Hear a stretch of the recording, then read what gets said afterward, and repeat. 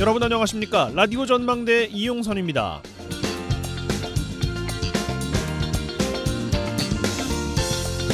일본이 원전 오염수 방류를 시작한 지 일주일째입니다. 방류가 시작된 첫 주말 수산물 소비량이 작년 같은 기간에 비해서 오히려 늘었다죠. 앞으로 수산업계 타격에 대한 우려는 여전합니다. 노동진 수협중앙회장은 오염수가 아니라 처리수로 부르겠다고 공식화했습니다. 오염수라는 용어가 소비자들에게 거부 반응을 일으킨다는 이유인데요. 한덕수 국무총리도 오늘 오염수를 방류하는 건 절대 아니라면서 용어 변경을 검토하겠다 이렇게 이야기를 했고요. 국민의힘에서는 오염처리수라는 표현을 쓰고 있습니다. IAEA 국제원자력기구의 공식 용어라는 거죠. 용어가 주는 포비아를 물론 경계해야겠죠. 그런데 왜 이렇게 용어가 혼재되어 있느냐는 좀 더 생각해 봐야 할 것 같습니다. 누구 한 명이 이렇게 부르자 해서 명칭이 정해지는 게 아니라 많은 사람이 그렇게 생각하고 그렇게 불러줘야 그렇게 불리는 것 아니겠습니까? 여전히 국민들의 불안은 해소되지 않고 있는 겁니다. 오늘 라디오 전망대가 준비한 소식입니다. 지역 소식들 뉴스 브리핑 통해서 들어보고요. 매주 수요일 코너 라전법정 칭찬해주세요 이어집니다.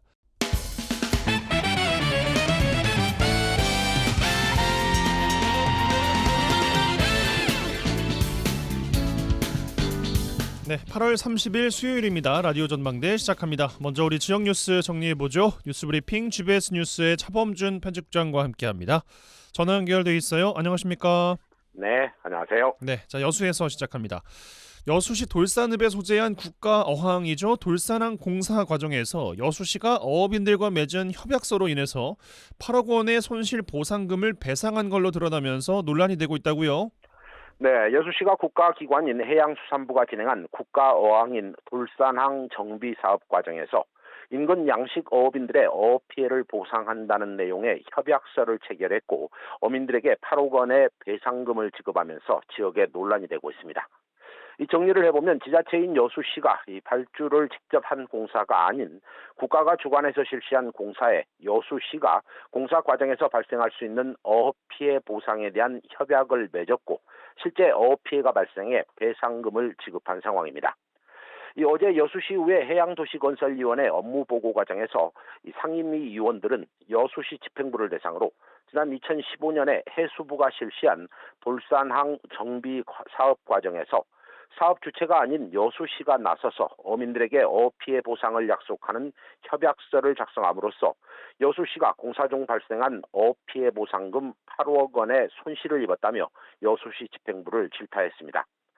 광주지법 민사 제13부는 지난 3월 여수시 돌산읍 인근에서 양식업을 하는 어업인 20명이 여수시를 상대로 제기한 손실보상금 소송에서 원고 승소 판결을 내린 바 있습니다. 이 당시 소송에 나선 어업인들은 돌산읍 군내 어촌 개원으로 어업 면허지역 내에 우럭과 감성돔, 숭어 등 어류의 양식업을 운영하고 있었습니다. 재판부는 여수시가 이들 어업인들에게 피해 범위에 따라 최소 360만 원에서 최대 8,989만 원 등 총 8억 원을 배상해야 한다고 판결했습니다. 예, 8억이 적지 않죠. 배상금이면 적지 않은 금액인데 법원이 어업인들에게 배상금 지급을 결정한 배경도 정리해 주실까요? 네, 8억 원에 달하는 어업 배상금 재판의 발단은 지난 2015년으로 거슬러 올라갑니다. 당시 해양수산부가 여수시 돌산항을 수산물 유통과 판매 또 관광 중심지 역할을 하는 여수 지역 거점 어항으로 정비 사업을 추진하게 됩니다. 해수부는 국비 약 236억 원을 투입해 외곽 방파제 265m와 무량장 150m 정비 사업, 또 관광객을 위한 친수 공간 조성 등을 추진하고 지난 2021년에 사업을 마무리했습니다. 여수시는 사업이 시작된 지난 2015년 1월 국가의항인 이 돌산읍 정비 확장 공사가 진행되는 과정에서 어업인들에게 피해가 발생하면 어업 피해 조사를 실시해 최대 8억 원의 보상금을 지급하기로 하고 대신 어촌계는 공사로 인한 피해가 발생하지 않을 경우 여수시에 확장 공사와 관련된 어떤 이의도 제기하지 않기로 하는 내용의 협약서를 체결했습니다. 그런데 여수시가 어업인들과 협약서를 체결하고 공사가 진행되는 과정에서 지난 2019년 12월 마을 어천 개가 공사 과정에서 발생한 소음과 진동, 수질 오염으로 인해 어류가 집단 폐사하고 있다고 주장하며 어업 피해 조사를 요구했습니다. 마을 노총계는 정부와 여수시를 상대로 제기한 증거 보전 신청까지 진행했는데 이 피해 조사 과정에서 공사로 인해 양식장 어류가 폐사되었고 총 13억 원 상당의 피해 손실을 입었다는 감정 평가가 나왔습니다. 예, 조금 더 살펴보겠습니다. 국가가 추진하는 국가어항공사에서 공사 때문에 어업 피해가 발생했다. 그러니까 그 배상의 주체는 해수부가 되는 것이 아닌가 이런 생각도 좀 드는데 굳이 여수시가 나서서 해당 협약서를 체결한 배경은 어떻습니까? 네, 여수시는 재판 과정에서 어업인들의 어업 피해 추정 금액 13억 원이 잘못된 소음 진동 측정 방식으로 감정 평가가 나왔고 또 어종에 따른 소음에 대한 민감성 차이가 감정에 평가되지 않아 물고기 폐사로 공사로 인한 피해인 것으로 단정하기가 어렵다는 주장을 재판에서 폈습니다. 특히 여수시는 당시 협약서가 정부와 어촌계 사이에 중재자 위치에 있었을 뿐 협약을 책임질 이유가 없다고 주장했지만 재판부는 여수시의 주장을 받아들이지 않았습니다. 진행자님 말씀대로 공사를 발주하고 관리 감독하는 해수부가 일을 처리하도록 두었으면 되는데 왜 굳이 여수시가 나서서 협약을 체결했느냐가 이 8억 원 배상금 지급에 대한 핵심 논란인데 여수시의 입장은 당시 상황이 어쩔 수 없었다 이런 입장입니다.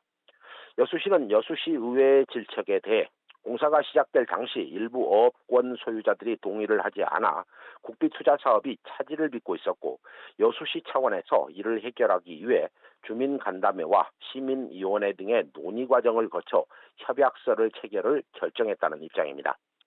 여수시 집행부의 이 같은 해명에도 불구하고 여수시 의회 일부 의원들은 정부가 진행한 공사에 여수시가 협약서를 작성해 책임을 진 이유가 뭔지 이해가 되지 않는 상황이고 이 확인 절차를 통해 책임 소재를 물어 이 공무원에 대한 구상권 청구 등의 절차를 진행해야 한다며 여수시 집행부를 질타했습니다. 예, 시가 나서서 작성한 협약서는 마치 약속이나 한 것처럼 번번이 소송해서 패소를 하고 있습니다. 패소로 인한 손실금은 시민들의 세금으로 지불이 되고 있는 상황에서 지금의 상황 참 답답하기만 하네요. 예. 자, 순천으로 가겠습니다. 최근에 불특정 다수의 국민들을 대상으로 자행되는 묻지마 살인, 묻지마 범죄가 사회 문제로 부각이 되고 있습니다. 반사회적 범죄의 배경으로 은둔형 외톨이가 집중 거론되고 있는데 최근 순천 지역에 거주하는 은둔형 외톨이 25명이라는 조사 결과가 나오면서 이에 대한 대책이 필요하다는 주장이 나오고 있어요. 네, 최근 묻지마 폭행이나 묻지마 살인이 급증하면서 이 사회 문제로 부각되고 있는데요. 해당 사회 문제의 배경으로 은둔형 외톨이가 집중 부각되고 있습니다. 이 은둔형 외톨이 집안에만 집거한 채 가족 이외의 사람들과 인간관계를 맺지 않고 6개월 이상 사회적 접촉을 하지 않은 사람들을 말하고 있습니다. 이 학교를 다니는 학생들의 경우는 친구가 없거나 일주일 이상 약속을 잡지 않는 경우도 이 폭넓은 개념의 은둔형 외톨이에 포함되고 있습니다. 언론 보도에 따르면 순천 지역의 은둔형 외톨이가 25명으로 파악되고 있는데 60대 은둔형 외톨이가 7명, 50대가 6명, 40대가 4명, 30대가 5명, 20대가 2명, 10대가 1명으로 집계됐습니다.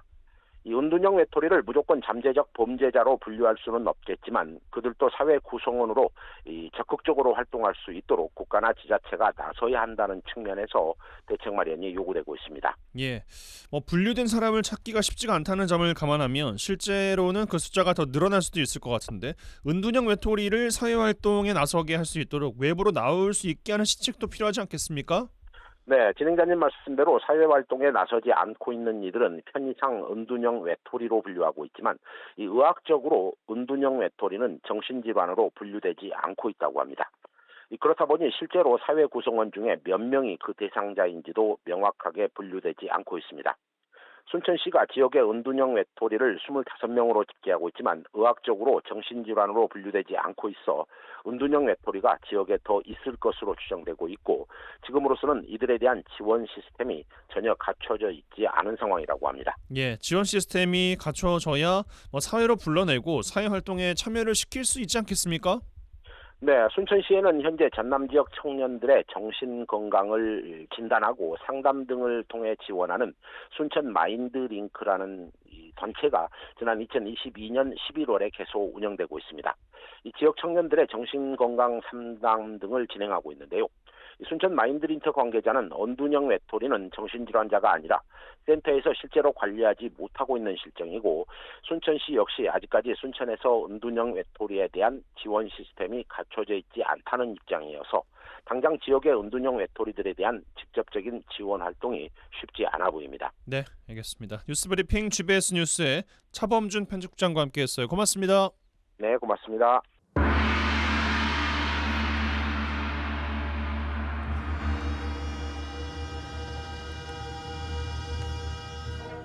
라전 법정.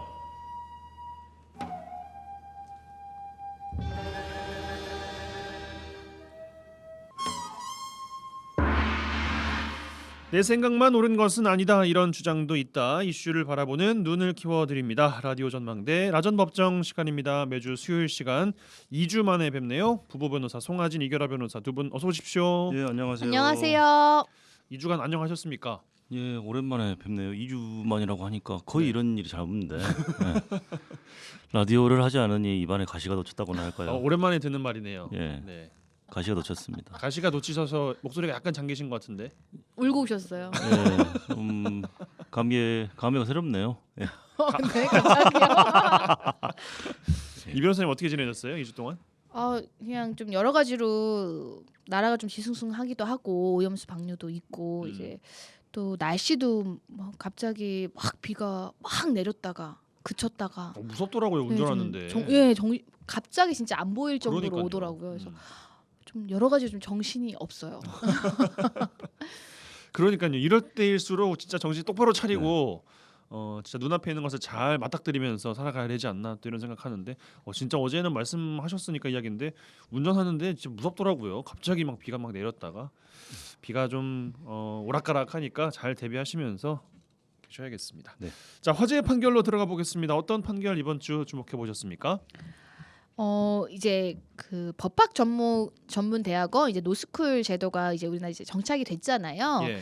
이제 이게 변호사법에는 5년 내에 5번 응시할 수 있는 기회가 정해져 있어요. 5번 넘어가면은 응시를 네, 못 해요, 이제? 응시 자체를 못 해요.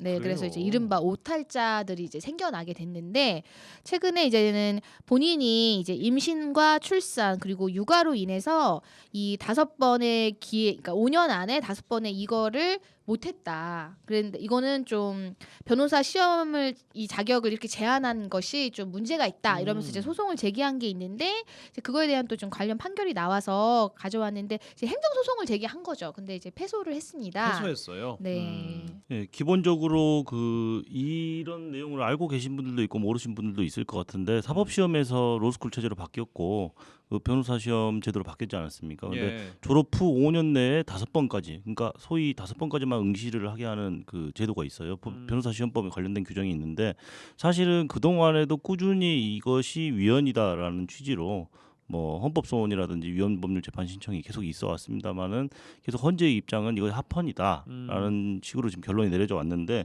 이번에 이 사안은 좀 특별합니다. 이 원고가 그러니까 이 문제를 제기하신 분이 임신, 출산, 육아 과정을 겪었나 봐요. 그리고 2번이나. 그래서 그 5년 내에 사실 되게 힘들잖아요. 임신, 출산, 육아 그럼요. 이것들이. 예. 그래서 그런 것들 때문에 불가항력적으로 내가 시험을 못 본 것이지 그냥 만연히 5년 내에 이걸 포함시키는 것은 잘못이고 왜 병역으로 그러니까 이 5년의 제한 중에 병역으로 인한 경우에는 이 예외를 인정해 줍니다. 그러니까 이 5년 안에 병역은 또 예외예요? 예, 군대 2년 갔다 오면은 2번 더 볼 수 있게끔 해주는데 왜 병역만 예외를 인정해 주냐? 그 임신, 출산, 육아도 예외 사유로 인정을 해달라. 5번에 포함시키면 안 된다. 뭐 이런 취지로 지금 위헌법률 심판 제청 신청을 했는데 이제 좀 다 기각이 됐어요. 예, 법원에서는 일단은 그 임신, 출산, 육아가 뭐 불가항력적인 사유에 해당하지도 않고 법률에도 근거 규정도 없고 법이 위헌이라고 한 건 역시 그동안 헌법재판소에서 이미 판단을 한 바 있다. 그래서 이건 역시 좀 문제가 되지 않는다라고 해서 기각을 했고 이 당사자는 이제 위헌법률 심판 제청 신청이 기각이 됐으니까 헌법 소원을 하실 걸로 보여요. 그래서 향후에 이제 헌법재판소에서 또 이 문제를 판단하게 될 텐데 과연 임신, 육아, 출산 이것이 병역과 동일시할 수 있을 정도의 예외 사유에 해당하느냐 안 하느냐 좀 이제 좀 계속 문제가 되고 있고 상징적일 사실 수가 있겠는데요. 그러면? 그렇죠. 사실 여성들 측에서는 꾸준히 이것에 대한 문제를 제기를 해왔거든요. 예. 근데 이번에도 지금 받아들여지지 않았다는 점에서는 의미가 있고 앞으로 또 법원에서 어떻게 판단할지 그 귀추가 주목되는 그 상황이라고 할 수 있겠습니다. 뭐 군 가산제점 같은 뭐 그런 이 변호사님 그 기혼 여성 로스쿨 재학생들도 계실 것 같은데 반발이 상당히 크겠어요. 그러면? 실제로 이제 아무래도 이 법학전문대학원 입학 조건 자체가 학부를 졸업한 사람들이잖아요. 네. 그러다 보니까 또 직장생활 하다가 오신 분들도 있어서 그래서 뭐 입학을 함과 동시에 뭐 임신을 하고 계신 분들도 있고 입학 중에 이제 결혼을 해서 또 임신을 하시는 분들도 있고 출산도 하고 임신한 상태에서 시험을 보시는 분들도 있고 뭐 다양한 사유들이 있는데 이제 그동안은 그런 건 좀 너무 개인적인 사유 아니냐. 뭐 누가 임신을 하라고 뭐 강요한 것도 아니고 자기의 선택이었을 텐데 그것 때문에 시험을 못 봤으니까 여전히 내가 변호사 시험에 응시할 수 있는 지위가 있다라는 걸 확인해 달라는 소송을 낸 거였거든요. 근데 이제 이게 단순히 개인적인 사유를 넘어서서 병역 의무 이행에 준하는 예외를 인정해 줘야 되는 것이냐. 이거에 대해서 이제 결국에는 또 이제 아마 유언범심판 제청이 기각됐으니까 이제 헌법 소원을 할 텐데 또 헌재가 이제 판단을 하게 될 건데 뭐 아직까지는 아마 뭐 그냥 합헌 결정을 유지하지 않을까라고 근데 생각은 앞으로 드는데 어떻게 될지는 모르겠어요. 왜냐하면 요즘에 특히 출산율이 너무 낮아가지고 사회적 그러니까요. 이슈잖아요. 예. 근데 국가적인 어떤 공인 시험에서조차 이렇게 인정해주지 않는다. 남자들만 인정해주는 거 아니냐 이런 목소리들이 계속 나오고 있기 때문에 혹시 또 판결이라는 건 사회적인 어떤 분위기나 여론의 영향을 받기 마련이니까요. 예. 어떻게 달라질지는 좀 지켜봐야 될 것 같습니다. 예. 그러면은 5년 내에 5번 해서 이제 오탈자라고 말씀하신 네. 것 같은데 5년이 넘어도 안 되는 겁니까? 그런 거죠. 그렇죠. 그래서 어. 변호사 시험에 다시는 응시할 수가 없고 그 기회 자체가 박탈되는 거죠. 그래서 법학 전문 석사를 취득한 사람이 되는 거죠. 예. 그 제도 취지 자체는 예전에는 사법고시 막 20년씩 뭐 그랬죠, 30년씩 그랬죠. 하신 분들 많잖아요. 그게 국가적인 낭비라고 보는 거예요. 그래서 그런 고시 낭인들이 생기는 걸 방지하기 위해서 만들어 놓은 제도인데 뭐 여전히 이제 갑론을박이 있죠. 이 부분에 관해서는. 알겠습니다. 이 정도로 화제 판결 정리해봤습니다. 주제로 넘어오죠. 민족의 대명절 추석 한가위라고도 하죠. 한 달 앞으로 벌써 다가왔습니다. 추석이 가까워지면 가장 고민되는 게 선물인데 뭐 요즘에는 이 물가도 너무 많이 올라서 예전에는 뭐 5만 원이었던 게 이제 뭐 10만 원은 줘야 된다 뭐 이런 이야기들도 하시더군요. 장바구니 물가를 또 들어보면 또 한편으로는 마음을 전해야 하는 상대가 공무원 뭐 공직자거나 언론인, 뭐 국회의원처럼 이른바 청탁금지법이 적용되는 대상이라면 고민은 더 커질 수밖에 없겠습니다. 근데 금액대가 정해져 있으니까 어떤 걸 고를지 뭐 고민하는 분들도 계실 것 같은데요. 오늘부터 공직자가 주고받을 수 있는 농수산 선물 금액 상한이 기존 10만 원이었는데 5만 원이 올라서 15만 원이 됩니다. 명절엔 상한이 2배로 올라서 최대 30만 원까지 선물을 주고받을 수 있게 됐는데 이거 뭐 법의 취지가 퇴색되는 거 아니냐 이제 이런 우려도 나오고 있는 모양이에요. 김명란법으로 알려져 있는 청탁금지법에 대해서 이야기 나눠보겠습니다. 먼저 준비된 꽁트 쪽. 내가 뭐 현장 감독이나 하려고 그 어렵다는 공무원 시험 본 줄 아나. 이 공무원이 뭐 현장 출장은 밥 먹듯이 하는구만. 진짜 짜증나네. 팀장님 오셨습니까? 우선 설계도랑 오늘 자제원 것 좀 봅시다. 아유 오시자마자 일부터 하시게요. 저 차분히 앉아서 여기 커피 한잔 하시고 하세요. 날도 더운데. 아유 거기 뭐예요? 시원한 커피 한잔 안 타오고 얼른 빨리 타와. 내가 뭐 커피나 얻어 먹으러 왔습니까? 현장 둘러보고 다시 청으로 들어가야 되니까 얼른 합시다. 아유 우리 팀장님 성격이 엄청 급하시네. 아유 여기 커피 왔습니다. 커피 한잔 딱 하시고 둘러보시죠. 시간도 없는 사람한테 참. 예 팀장님 그 이번 추석에 고향 내려가십니까? 가야죠. 가는 데만 뭐 10시간이 넘게 걸리는데 골치 아파 죽겠네 벌써. 예. 이거 얼마 안 되는데 추석에 부모님 선물이라도 사가세요. 이거 사람을 어떻게 보고 이래요 이거. 얼른 집어넣어요. 큰일 날 사람이네 이거. 아유 이게 다 사람 사는 정 아니고 그런 거 아닙니까? 자, 저 여기 두고 이건 저 갑니다. 이것이 얼마야? 하나, 둘이, 서리, 300? 왔다 많은데.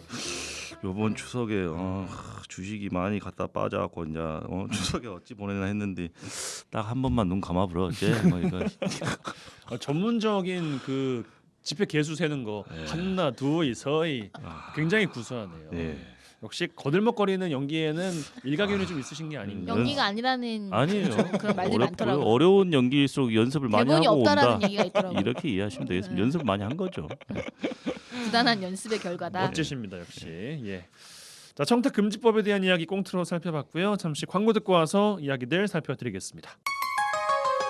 MBC 라디오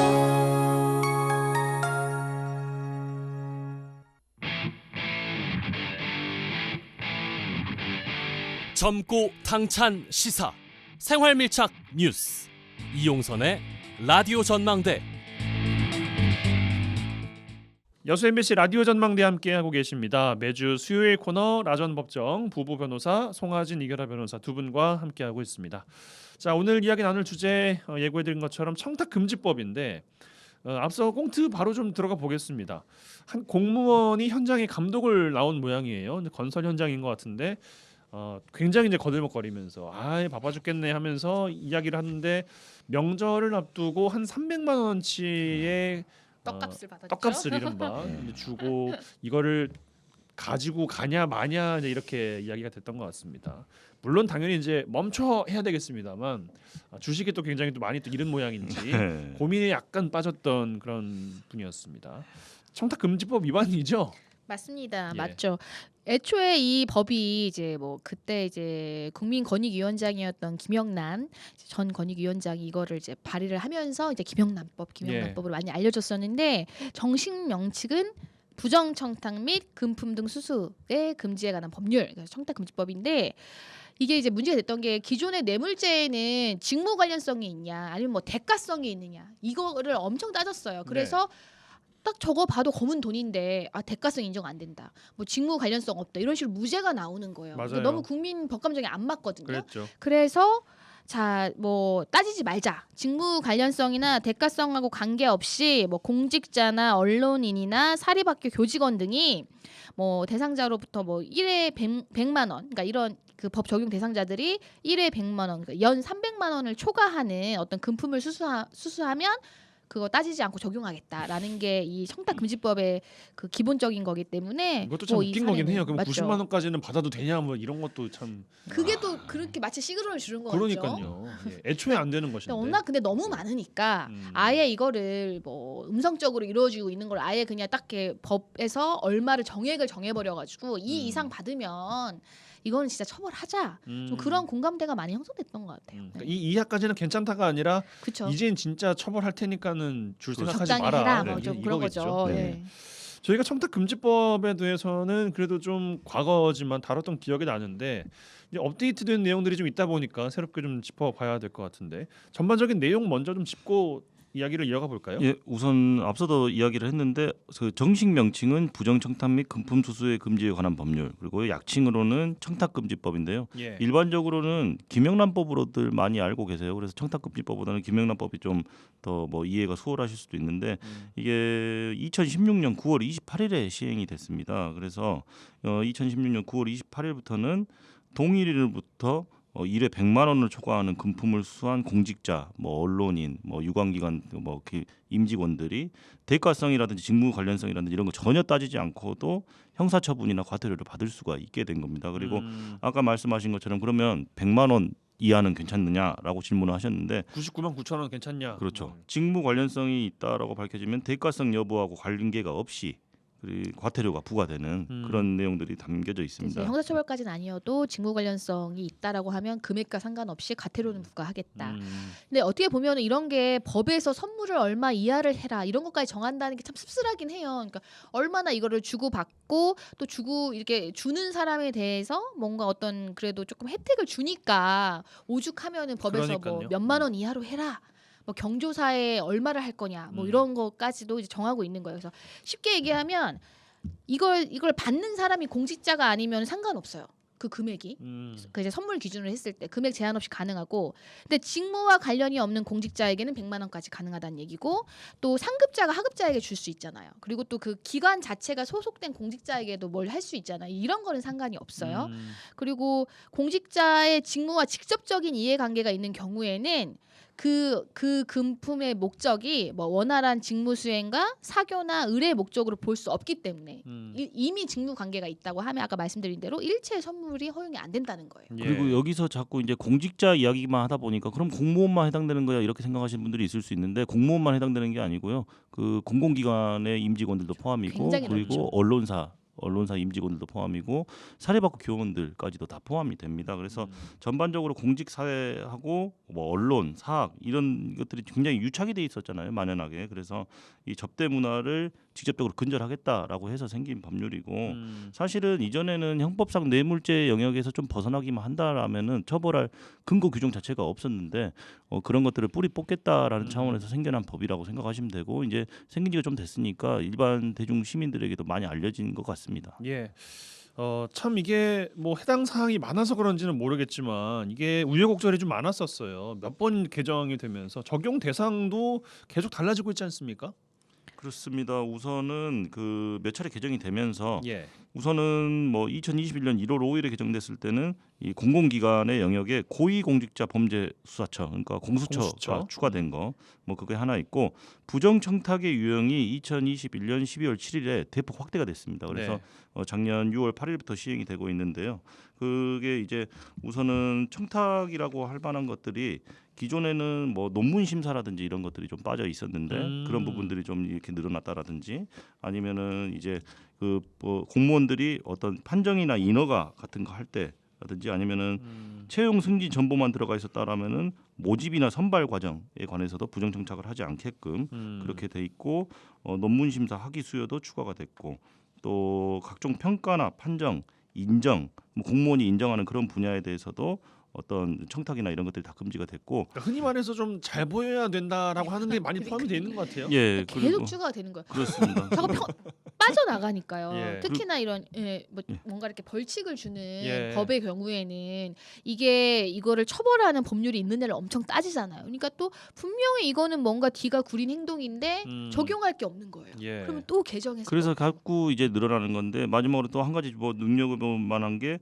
기존에도 수사, 재판, 심판, 결정, 조정, 중재, 취하 뭐 이런 것들에 관해서 청탁하면 안 된다. 이건 원래 있었는데 네. 뭐가 추가됐냐면 수용자의 지도, 처우, 개호 또는 형의 집행 그러니까 교도관들한테 야. 청탁하지 말아라 이런 내용도 추가가 실제로 되고 많겠죠. 그러겠죠. 실제로 많죠. 그래서 이제 이런 부분들도 구체적으로 다 법률에 명시가 되는 추세로 계속 개정이 되고 있습니다. 알겠습니다.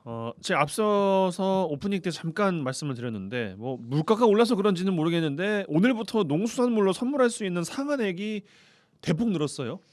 그러게요. 참 원래는 이제 10만 원이었잖아요. 근데 이제 그거를 이제 15만 원으로 하면서 특히나 이런 대명절 뭐 추석과 설날 대표적인 이때는 명절 30만 선물은 원까지. 30만 원까지도 허용을 하고 그리고 기존에는 기프티콘이 이제 또 포함이 된 게 뭐냐면 기프티콘은 뭐 이제 유가증권이라고 해서 아예 이 그 청탁 금지법의 선물에도 포함이 안 된 거니까 아예 주면 안 되는 거였어요. 근데 이제 뭐 이제 이런 내수를 진작시켜야 된다. 이런 문화예술계의 어떤 걸 촉진해야 돼서 이런 상품권도 포함을 시키자 해서 이제 지금 시행령이 올해부터 시행이 되는 건데 다만 백화점 상품권은 바로 현금화가 가능하잖아요. 네. 그러니까 그런 금액적인 상품권은 안 되는 것으로 해서 지금 이제 시행령이 시행이 되게 된 거죠. 네, 그러니까 기프티콘으로는 요즘에는 다 돼요. 그래요. 말씀하신 뭐 맞아요. 백화점 상품권도 당연히 있고 네.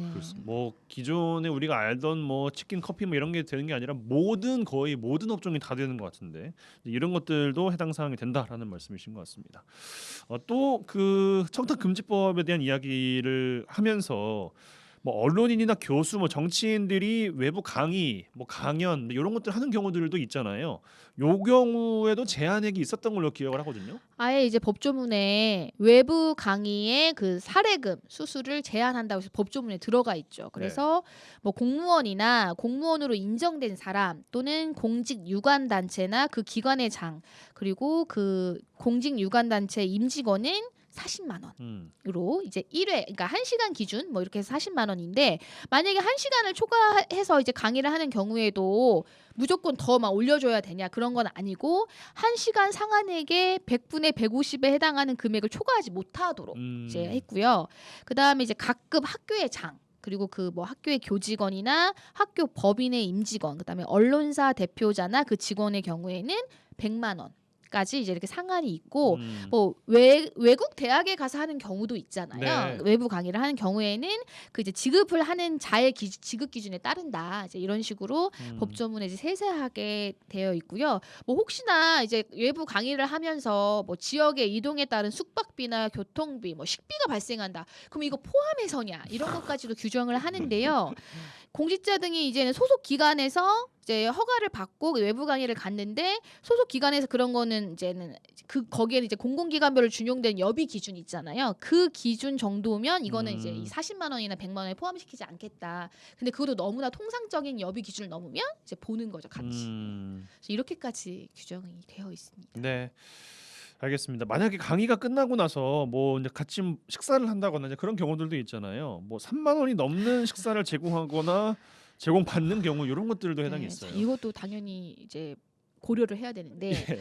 자, 외부 강의료 아까 말씀드린 그런 뭐 40만 원, 100만 원 이제 이거 이외에 뭐 별도의 식사나 다과를 제공은 할 수 있는데 이제 8조에 규정이 되어 있어요. 거기에 따라 제공을 해야 되는데 예를 들어서 그 식사 등을 제공하는 그 주최 측이 있을 것이고 그거를 제공받는 뭐 이제 공직자 등이 있을 건데 직무 관련성이 인정되지만 않는다면 뭐 상관 이제 100만 원 이하의 음식물을 제공할 수 있다고 돼 있고 뭐 직무 관련성이 인정이 된다. 그러면은 그냥 이제 뭐 원활한 직무 수행이나 뭐 사교 의뢰 목적 수준에서 한 3만 원 이하. 근데 이런 경우가 있을 수 있잖아요. 공식 행사인 거예요. 네. 강의가 끝난 후에 다 같이 식사를 하기로 이렇게 공식 행사로 돼 있으면 그때는 뭐 이게 꼭 그럼 이 사람은 공직자니까 이 사람한테는 3만 원 이하의 식사만 제공한다. 이렇게까지는 아니고 예, 그 통상적인 수준이라면 그런 거는 이제 공식 행사 일종으로 보기 때문에 그런 것까지 세세하게 따지지는 않겠다. 근데 뭐 공식 행사라고 하면서 그 제공하는 뭐 식사가 우리가 이렇게 일반적으로 생각할 수 있는 그런 통념 수준을 넘어선다면 네. 그거는 또 이제 이 법의 적용 여지를 검토하겠다는 거죠. 그러니까 너무 뭐 타이트하게 생각하지 마시고 공식 행사 다 끝나고 뭐 뒤풀이 장소로 이동해가지고 뭐 식사를 한다. 그것이 뭐 통상적인 경우에서 뭐 벗어난 금액이 아니라고 한다면 뭐 3만 원의 금액 제한 없이 이제 자유롭게 식사를 하실 수는 있는데 뭐 1인당 근데 뭐 100만 원짜리 뭐 이런 걸 먹었다라고 한다면 당연히 좀 문제가 될 수는 있겠죠. 예를 들어서 이것도 이제 극단적인 또 질문도 재밌자고 해보는 건데 3만 원 정도짜리의 이제 정식을 먹었어요. 네. 근데 또 한잔 할 수가 또 있는 거잖아요. 한잔 근데 할 수 있죠. 이게 나중에 총 나누기 n 하면은 이게 3만 원이 또 넘어갈 수가 있단 말이죠. 그렇습니다. 근데 그분은 뭐 한 잔도 안 먹었다거나 아니면 뭐 한 잔만 먹었다거나 이러면 또 이제 곤란하게 또 생길 수 있지 않겠습니까? 예, 곤란하네요. 참 피곤하네요. 참 피곤한데 아니 뭐 그럴 수 있잖아요. 근데 그게 좀 애매해요. 그러니까 막 어떻게 뭐 사실 음식 다 같이 나눠 먹고 그러면 누가 먹었는지 그거 어떻게 알 겁니까? 그러니까요. 그래서 나는 100만 원짜리 먹고 저 공무원은 저기 3만 원짜리 시켜줬다. 뭐 이렇게 좀 약간 극단적인 경우를 가정하면 좀 할 말이 없기는 한데. 전체적인 그걸 네. 보긴 하겠죠. 예, 뭐 무슨 이제 어떤 행사를 했는데 행사가 끝나고 나서 뭐 이런 공직자 등이 같이 있는 자리에서 뭐 1인당 30만 원 이상의 뭐가 뭐 주류와 음식이 제공이 됐다라고 했을 때 저는 한 입도 되지 않았습니다. 이게 과연 이제 부적절하고 문제가 될 수 있을 것 같아요. 그래서 뭐 고급 와인바에 가서 3만 원 이하의 안주를 시켜놓고 수백만 원어치의 와인을 마셨다. 전 분명히 문제가 될 수 있다라고 생각이 됩니다. 그렇죠. 네. 공직자분들 힘드실 것 같아요. 그러게 말이에요. 참.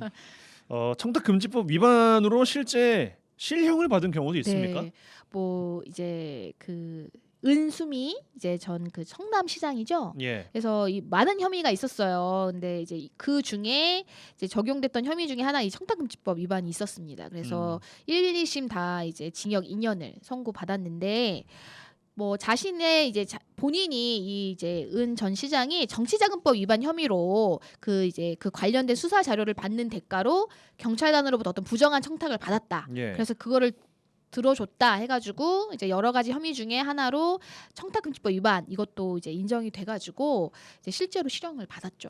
예. 예, 근데 뭐 단적으로 청탁금지법 위반만 있었던 건 아니고 뭐 뇌물죄도 있고 그래서 여러 가지 죄가 병합돼서 한 사건이었는데 어찌됐든 징역 2년의 실형이 선고됐다라는 것은 굉장히 의미가 있고 작년 통계를 한번 좀 살펴봤더니 청탁금지법 위반 신고가 접수된 건수가 1,400여 건이었다고 해요.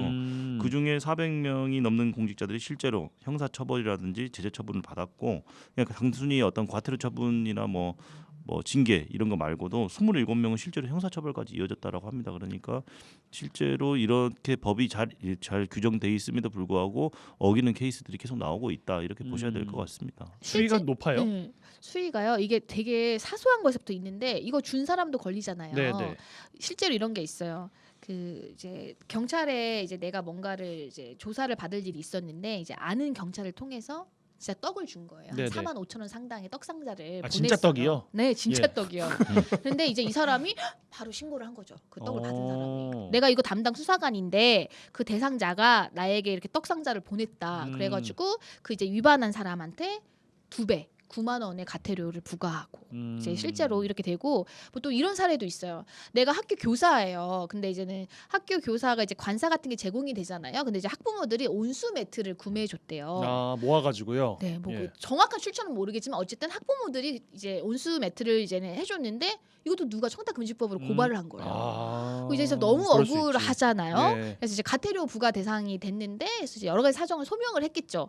그 온수 매트는 내가 사달라고 한 적도 없고 뭐 이게 뭐 학부모들이 돈을 얼마를 모아서 나한테 준 건지도 내가 알 수 없고 그리고 자신이 이제 다른 학교로 갈 때 그 온수 매트를 놓고 가기도 했대요. 그러니까 이제 이런 모든 사정들을 얘기해서 이제 과태료 부과를 이제 취소하기도 하고. 아, 다 그러니까 종합적으로 고려를 정말 하는군요. 네, 이런 사소한 사연부터 해가지고 뭐 골프 그런 뭐 접대비를 뭐 대신 내준다거나 뭐 이제 그런 것들 있잖아요. 이제 대부분 다 이런 사유였고 실제로 형사처벌은 27명으로 이제 통계로는 잡혔다고 합니다. 네. 알겠습니다.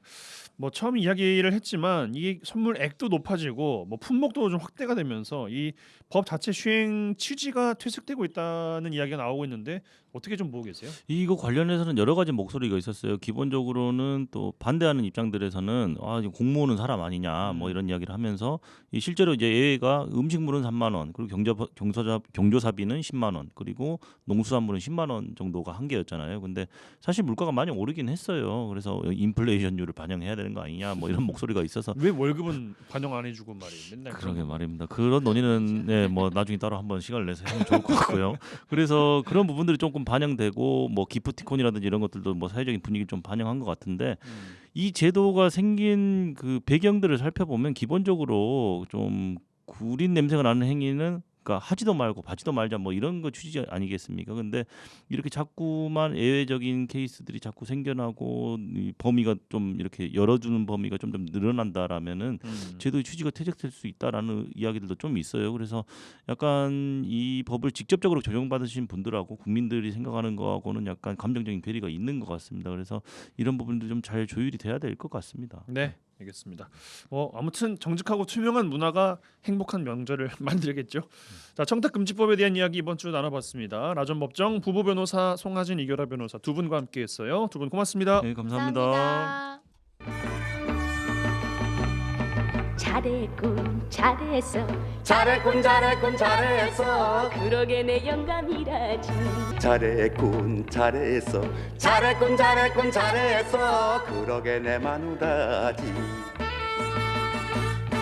지역의 온기를 불어넣습니다. 라디오 전망대 칭찬 릴레이 캠페인 칭찬해 주세요 시간입니다. 이미지 리포터 나와 계세요. 어서 오십시오. 네, 안녕하십니까? 자, 오늘 어떤 분의 칭찬 이야기 들어볼까요? 네, 얼마 전 여수 시전동 새마을협의회와 분유회에서는요, 이 지역 독거노인의 집수리 봉사활동을 펼쳤습니다. 예. 이 독거노인의 행복하고 쾌적한 집을 위해서 더위와 싸우며 구수땀을 흘렸는데요. 오늘은 오래전 새마을 운동에서부터 지금의 독거노인 집수리까지 오랜 시간 지역 이웃을 위해 봉사를 시청하고 있는 시전동 새마을협의회 정광조 회장 만나봤습니다.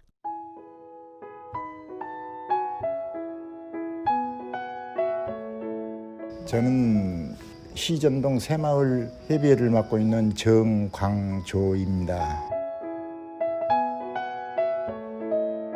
이번에 독거노인 집 수리를 하셨더라고요. 네. 동해 이제 그 복지 팀장님한테다가 내가 우리가 사실 이러고 이런데 집수리를 좀 해줬으면 좋겠다. 그러니까는 좀 어떻게 선정을 좀 해줬으면 어쩌겠습니까? 이렇게 부탁을 했더니 독거노인을 한 분 선정을 해주셨어요. 이 누수가 지붕이 새서 누수가 많이 져가지고 이것이 아주 많이 이렇게 백지도 썼고 생활하는데 아주 불편하더라고요. 그래서 법에는 우리는 가구를 치워주고 다음에 다 하면은 제자리에 나와서 그 방안 다 깨끗이 청소해주고 도배를 하고 청소해주고 깨끗이 정리해주고 오면은 깨끗이 새 집이 들어가는 그런 기분이 되죠. 그날이 제가 알기로 8월 17일 이 정도였어요. 예, 굉장히 더웠습니다. 35도, 36도까지 올라갔는데 그 안에는 공기가 안 통해서 아마 40도 정도 됐을 거예요. 에어컨 없고 땀이 그렇게 많이 나는데 우리 회원님들이 다 같이 협력해서 그 마무리를 잘 지었죠. 창문이 없으니까 딱 내킨 공간 굉장히 더웠어요. 그날. 그 집 완성돼 그 문학 들어갔을 때 어떠셨어요? 마음이? 그렇게 기분이 좋아하실 줄 몰랐죠. 감사하다고. 그런 게 이제 그렇게 자랑한 일은 아니지만은 그래도 그분들이 그렇게 즐거워하고 좋아하니까 얼마나 좋습니까. 새벽종이 울렸네 새 아침이 밝았네 너무나도 일어나 새 마을을 가꾸세. 혹시 연세가 어떻게 되세요? 저 47년생입니다. 76 정도 되겠습니다. 봉사를 언제부터 하신 거예요? 봉사는 여기 지금 참 꽤 오래됐습니다. 젊어서부터 그냥 봉사는 활동을 했었어요. 어떻게 하다 봉사를 시작하게 되신 거예요? 그 시대에는 봉사가 그렇게 많지 않았잖아. 지금이야 이제 뭐 봉사를 하자, 뭐 우리 이웃을 돕자, 막 이런 사회적 분위기가 있긴 하지만 그냥 우연찮게 남을 도와주는 것이 그렇게 즐거웠었어요. 처음부터서 그 사람들이 못 오는 걸 내가 도와주고 이러다 보니까는 그냥 자연적으로 몸에가 배부른 거예요. 지금 우리 새마을이 사실상 이거 이제 만들어진 것은 박정희 대통령이 만들었습니다. 저는 그렇게 초창기부터서 이것이 그 마을에서부터 마을에 촌에 살 때부터서 이렇게 활동을 했으니까 마을을 길을 11집이 우리 나 사는 고향에는 이게 아주 오지. 버스 포장도로도 요거 지금 화양면 가는 도로도 비포장도로 그러니까 울역에서 그 질 고쳐주고 막 그랬잖아요. 그런데 근데 우리 마을에는 이게 차가 리아카도 들어갈 수 없는 그런 오지 마을이었어요. 그러다 보니까 농한기 때 어른들이 전부 당숙 아재 이런 사람들이에요. 이분들이 모이면은 하토를 치는 거예요. 아재 당숙도 이거 하지 말고 우리 봉사활동을 한번 우리 길을 한번 내봅시다라고 나가면서 그분들 하토를 갖다가 화장실에다 버려버렸어요. 사실 우리가 이렇게 모여서 농한기 때 노는 것보다도 리아카로 다닐 수 있는 길을 한번 내봅시다라고 말을 드렸어요. 그러니까 그래서 인력으로 이 길을 냈습니다. 며칠을 했냐 그러면은 석 달하고도 20일 딱 돌아가면서 밥을 11집에서 점심을 제공을 돌아가면서 하면서 그 길을 만들었습니다. 그래서 그 길이 지금은 이제 포장이 됐고 그게 진짜 새마을 운동이죠. 그러면서부터 이제 제가 그 봉사에 하다고 하는 것을 하게 된 것 같아요. 변천에 가면서 발전해 가지고 이제 불우이웃을 도와주자 이제 이게 같이 가는 그런 맥락에서 이게 발전해 가고 있는데 어려운 가정에서 찾아가서 청소라도 한번 해주는 것도 그 봉사 아니겠어요. 많은 봉사를 했겠지만요. 기억에 남는 봉사가 있으세요? 제일 기억에 남는 봉사는 그 여기 목격 봉사. 지금도 저 내리에서 그분 얼굴이 안 지워져요. 목욕차가 있잖아요. 물차. 목욕을 시켜주는 거예요. 집에 찾아가서. 30대쯤 되는 것 같아요. 후반. 30대 후반. 그 젊은 사람이에요. 전신마비가 와가지고 사지가 뻣뻣한 거예요. 장작같이로, 나무같이로. 내가 그 길을 한 서너 차례 목욕 봉사를 갖더랬어요. 목욕을 해주고 나한테 눈으로 감사하다는 그 표시를 하는데 나 마음이 얼마나 뿌듯하고 행복한지 그 사람보다도 나가 더 행복을 느꼈어요. 말하진 않았지만 이게 느껴지시는. 그렇죠. 눈으로 그 사람을 이렇게 가까이서 면도 해주고 닦아주고 하다 보면 눈이 마주치잖아요. 눈에서 그 감사하다는 것이 그냥 줄줄 흐르는 거예요. 그것은 지금도 안 잊어져요. 수십 년 동안 봉사를 이어오셨잖아요. 이렇게 봉사를 할 수 있었던 원동력이 뭔가요? 글쎄요, 그게 나도 모르고서 그냥 하다 보니까 그렇게 됐죠. 뭐. 그렇죠. 제가 지금 이렇게 나이 먹도록 가지고 지금 봉사를 했는데 나 삶이 정말로 이거 즐거운 삶이었구나 하는 것은 나는 지금 하지만은 내가 현재 지금 죽어도 놈한테 요거 나라도 먹고 죽겠구나 하는 그런 생각은 듭니다. 가만히 생각하면 봉사 그것이 필름처럼 싹 지나가는 거예요. 이렇게 봉사를 했는데 지금 나가 이렇게 나이가 또 무하고 있구나 이런 생각도 들고 저 노후를 봉사로 보내는 거는 진짜로 즐거운 일이에요. 숱한 봉사를 해보지만은 진짜 이 봉사를 하고 나면 마음이 그렇게 포근함을 느끼고 편안함을 느끼니까 그냥 자동적으로 봉사를 하게 되대요. 제가 그렇게 봉사를 하고 다니니까 좀 젊어지죠 뭐. 좋은 일을 하다 보면 젊어져요. 활기가 더 차죠. 네, 제가 이제 농사도 좀 짓고 있거든요. 나가 오늘 봉사를 가려다 그러면 그냥 안날 열심히 일을 해서 또 내일 할 것까지 싹 해놓고 그 뒷날 이제 또 나가서 봉사하고. 나만 할 수 없잖아요. 남들은 다른 사람들은 하지 안 하잖아요. 나는 나이는 숫자에 불과하다 생각합니다. 몸으로 할 수 있는 것은 얼마든지 할 수가 있는 거죠. 거기에 사랑이 깃들지 않으면 봉사를 못 합니다. 남에게 사랑을 줄 수 있는 그런 봉사를 해도 그 사람한테 그 사람이 감사를 느끼는 거지. 그 봉사를 가려가면서 하는 봉사는 없습니다. 앞에서 그냥 바로 주어지는 거 그냥 그대로 하는 거지. 나가 봉사를 가고 잡다고 저놈을 하고 잡다고 그놈 하는 것은 아니고 선택이 아니죠. 봉사는 우리가 밝아진 사회를 만들려면 봉사하고 남을 도와주고 이런 것이 더 좋다고 나는 생각해요. 나 마음이 따뜻해지고 또 남을 배려할 줄 아는 그런 사회를 만들면 밝아지지 않겠습니까, 사회가.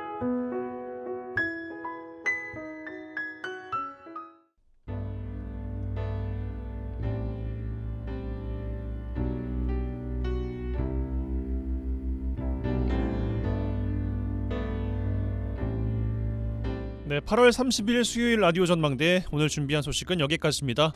오늘도 고생 많으셨습니다. 015B의 그녀의 딸은 3살이에요 흐르고 있습니다. 왠지 비가 오니까 좀 촉촉한 노래를 고르고 싶더라고요. 노래 짧게 들으시고요. 내일 저녁 6시 5분에 다시 뵙죠. 이용선이었습니다.